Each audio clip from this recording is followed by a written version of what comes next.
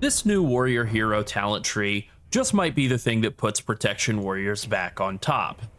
But is it any good for arms warriors? Hi, it's Llarold, and I'm going to cover the new arms and protection warrior hero talent tree, Colossus Warrior. But before I do, allow me to say the words like and subscribe. Okay, now that I've done that, let's get into this new talent tree, and I think it's pretty great for protection, but for arms, the initial response hasn't been as positive. I'm pretty excited about it. I think thematically it is exactly what I thought it would be based on the name and based on what we saw from the Mountain Thane tree. It's everything I've wanted a Prot Warrior talent tree to be, and compared to the Mountain Thane tree, I think this is going to be the go-to talent setup for both Raid and Mythic Plus. Let's just start with the top ability here, and actually there's a little developer note, maybe we could start with that. The Warrior tree will be updated in the War Within to make the Shockwave talent more accessible via class talents. Okay, great. The core ability of this talent tree is Demolish. It's an active ability with a 45-second cooldown. It doesn't appear to have any rage cost or generate any rage, and the description is that you unleash a series of precise and powerful strikes against your target and enemies within 8 yards of it. You can block, parry, and dodge while using this ability, but notably it doesn't say you can move. Maybe that's just assumed. Maybe it's not. Maybe it's not a channeled ability. Maybe it's an instant skill that just does several seconds of hits. We don't really know, but the fact that you can block, dodge, parry, etc. during it implies that you are channeling, and no idea how long it is. So that right off the bat has arms warriors pretty upset. You are presumably locked into using some channeled skill for several seconds. Also, there's no rage cost, so you're not getting any overpower resets. It's not generating rage, so it's not helping fuel any sort of rage feedback loop. All stuff that is kind of bad. Not great for Prot either, right? You want to either generate or spend rage with every GCD as best as you can to fuel your anger management. I mean, yeah, a bit concerning right off the bat. And yet, I think the rest of the tree for Prot is so appealing that I can live with ultimately a weird core ability. And if the damage tuning on it is good, I don't care. If it does a bajillion damage, I can live with that. Okay, let's look at Martial Expert right here. Your crit damage is increased by 10%. Your amount crit blocked is increased by 10%. Amazing. Just a massive passive bonus that increases the value of crit, which you love to see, and the value of your crit blocks, your mastery. Great. Colossal Might makes Mortal Strike and Shield Slam generate a stack of Colossal Might, and that increases the damage dealt by Demolish, and it stacks up to 5 times. Demolish eats all of your Colossal Might buffs. That's okay. At this point right here in the tree, we'll get to it in a bit, but at this point, it's pretty clear to me, Mortal Strike and Shield Slam, those cooldowns are such that you're going to be over 5 stacks before you get back to having Demolish back up, so the fact that it's capped at 5 stacks, you're definitely going to be over capping, especially with Shield Slam. Like, that's a very weird design that ultimately makes more sense later on down the tree.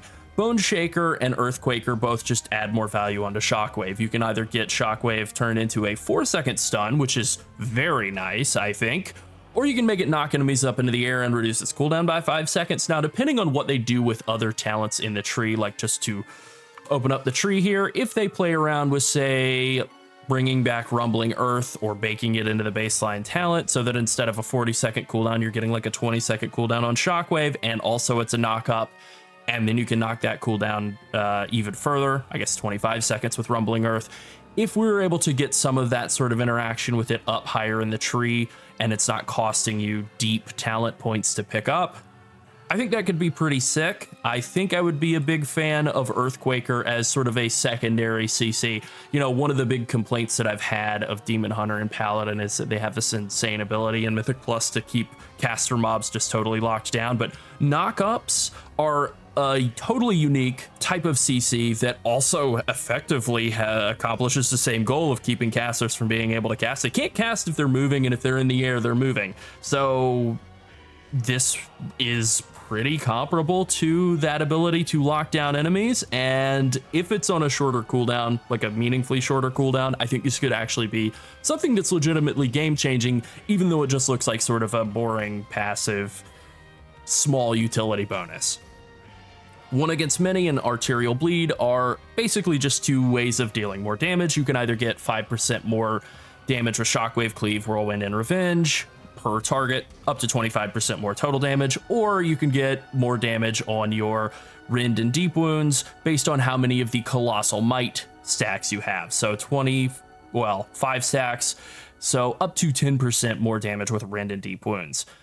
My thinking is that in any sort of AoE situation, you're going to want to run one Against Many as Prot, and as arms, really, more Whirlwind damage, more Cleave damage, if you're running Cleave at that point. That isn't the case right now, but more Revenge damage, and maybe if Shockwave has some sort of offensive value, like the talent or Sonic Boom, which I really liked thematically going into this expansion. It's been totally unused because it's just not very good, but it is an interesting concept if something like that comes along and Shockwave actually winds up dealing more damage and being sort of useful as an offensive skill rather than purely as a CC. Maybe there is something to this. Otherwise, it's a little underwhelming for arms, and 25% more revenge damage, that's actually pretty good for Prot. Arterial Bleed, this is just more bleed damage. I think this will clearly be better in single target for both specs, and probably better all around for arms in all situations, but a little boring for arms, I have to say. Tide of Battle makes it so that even more values added into Colossal Might, you get up to 10% more overpower and revenge damage. So once again, really jacking up the damage value on revenge. We're talking 35% more damage on revenge in AoE. That's pretty substantial. Now here's where I think this absolutely goes to the moon for Prot Warrior. No Stranger to Pain gives you 15% more Ignore Pain. Just straight up. Total damage prevented by Ignore Pain increased by 15%. That's absurd. Ignore Pain is the big band-aid that covers over all of Protection Warrior's weaknesses, and when it is overtuned, when it is strong, Prot Warrior is a monster. It gobbles up everything. It tanks everything better than every other tank. It can't be killed. It's completely unstoppable, and all of the other mechanics that the class has built in, all of anger management, all of the block value that it has, all of that really shines. It becomes the best tank in the game. And when Ignore Pain is undertuned, it's a totally unplayable class. Horrible, weak, worthless. This basically just adds an extra multiplier onto the damage reduction mechanic that makes Prot Warrior good. So this to me is something that I think a lot of people will probably look at and go, oh, that's cool. No, this isn't cool. This is insane. This is like throwing gasoline into a fireplace. This is amazing. Love to see it. I think this is probably the reason that Prot Warrior will be rocketing back up in the standings in the coming expansion, if things hold as they are. The alternative talent Rally, taking damage has a low chance to give you Second Wind for 2 seconds. Just to look at the talents here, Second Wind is 6% of health every second. So depending on the chance, taking damage has a chance to give you back 12% health.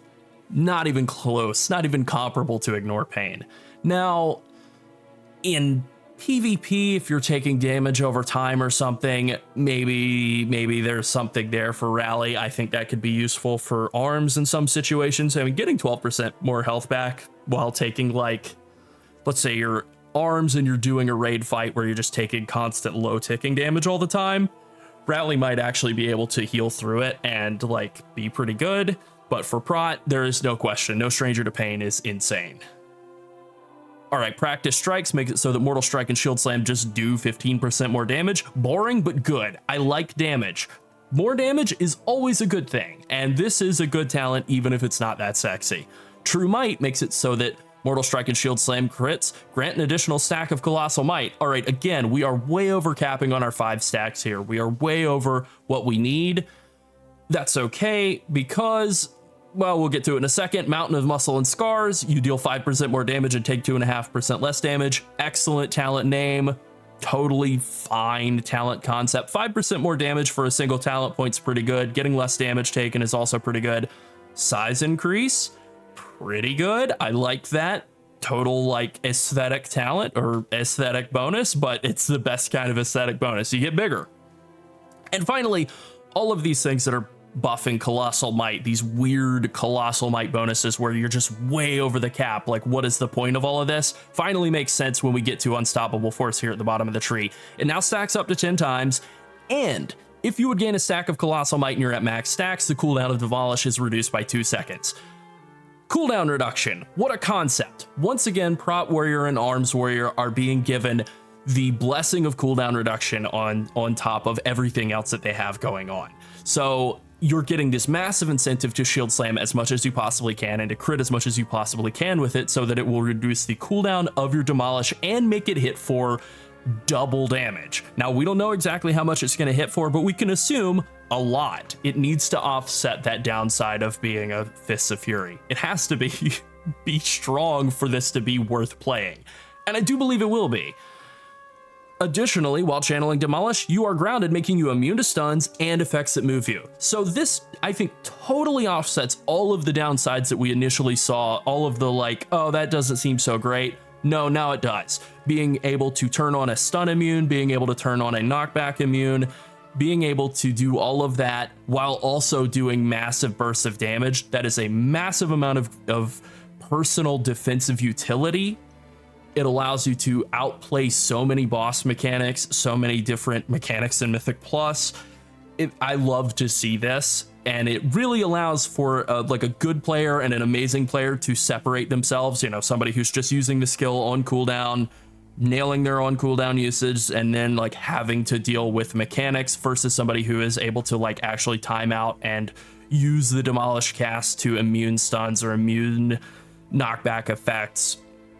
Really allows for a separation based on a level of skill. And also, I mean, I don't really think about things for PvP, but obviously the ability to outplay somebody's incoming stun by hitting Demolish and immuning that's definitely very cool. So I'm sure that PvPers are going to be really excited about this, even though it comes with the weird Fists of Fury component to it. I think that they're going to look at this and go, yeah, stun immune, knockback immune, pretty amazing.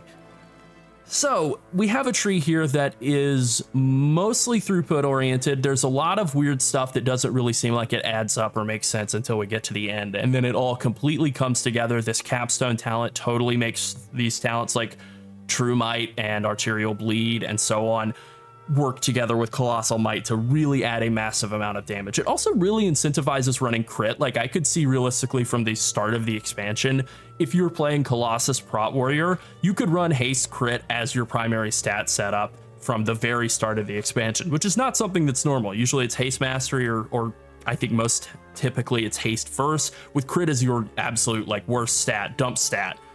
Not the case anymore. You're getting more crit damage, you're getting more crit, more damage out of crits, more buff stacks out of crits, just so much more value coming out of crit. And I really like to see that, because crit is a lot more fun stat than mastery or versatility. Those are both pretty boring. Crit's fun. Everybody likes to do more damage. And now that adds into not just more damage, but more cooldown reduction, I think that's really, really awesome. I am super excited about this tree. I am super excited about the possibility of being taller and bigger than everybody else, even other Tauren warriors. Just to be 5% larger than everybody else is pretty awesome as well. And what can I say? I'm a really big fan of this. I think it really nails everything that Blizzard was going for with the Mountain Thane tree in terms of adding value both in single target and AoE. I think it's really, really gonna boost Prot Warrior's ability to stay alive and to deal damage, and it just has a really good flow. Any sort of mechanic that has cooldown reduction built into it is going to feel thematically at home with Warrior, and this really, really has that going on. So what can I say? I'm very excited about this, and yeah, I hope you are too. All right, that's it. Thanks for watching. Bye.